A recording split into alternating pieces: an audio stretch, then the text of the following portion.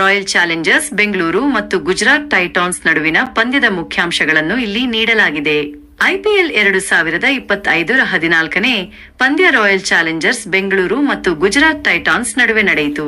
ಈ ಪಂದ್ಯದಲ್ಲಿ ಟಾಸ್ ಸೋತು ಮೊದಲು ಬ್ಯಾಟಿಂಗ್ ಮಾಡಿದ ಆರ್ಸಿಬಿ ಲಿಯಾಮ್ ಲಿವಿಂಗ್ಸ್ಟೋನ್ ಅವರ ಅರ್ಧಶತಕದ ನೆರವಿನಿಂದ 20 ಓವರ್ಗಳಲ್ಲಿ 8 ವಿಕೆಟ್ಗಳ ನಷ್ಟಕ್ಕೆ 169 ರನ್ ಗಳಿಸಿತು. ಇದಕ್ಕೆ ಉತ್ತರವಾಗಿ ಗುಜರಾತ್ 17.5 ಓವರ್ಗಳಲ್ಲಿ 2 ವಿಕೆಟ್ ನಷ್ಟಕ್ಕೆ 170 ರನ್ ಗಳಿಸಿ ಪಂದ್ಯವನ್ನು ಗೆದ್ದುಕೊಂಡಿತು. ಗುಜರಾತ್ ಟೈಟಾನ್ಸ್ ನಾಯಕ ಶುಭಮನ್ ಗಿಲ್ ಟಾಸ್ ಗೆದ್ದು ಮೊದಲು ಬೌಲಿಂಗ್ ಮಾಡಲು ನಿರ್ಧರಿಸಿದರು.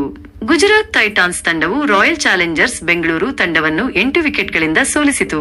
ಗುಜರಾತ್ ಪರ ಜೋಸ್ ಬಟ್ಲರ್ 39 ಎಸೆತಗಳಲ್ಲಿ 5 ಬೌಂಡರಿಗಳು ಮತ್ತು 6 ಸಿಕ್ಸರ್ಗಳ ನೆರವಿನಿಂದ ಅಜೇಯ 73 ರನ್ ಗಳಿಸಿದರು. ಮತ್ತೊಂದೆಡೆ ಸಾಯಿ ಸುದರ್ಶನ್ 36 ಎಸೆತಗಳಲ್ಲಿ 49 ರನ್ ಗಳಿಸಿದರು. ಲಿಯಾಮ್ ಲಿವಿಂಗ್ಸ್ಟೋನ್ ಆಕರ್ಷಕ ಅರ್ಧಶತಕ ಸಿಡಿಸಿದರು.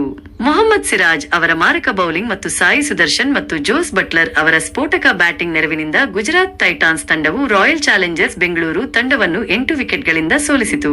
ಆರ್ಸಿಬಿ ನೀಡಿದ 170 ರನ್ಗಳ ಗೆಲುವಿನ ಗುರಿ ಬೆನ್ನಟ್ಟಿದ ಗುಜರಾತ್ ಕೇವಲ 17.5 ಓವರ್ಗಳಲ್ಲಿ 2 ವಿಕೆಟ್ ಕಳೆದುಕೊಂಡು ಗೆಲುವು ಸಾಧಿಸಿತು.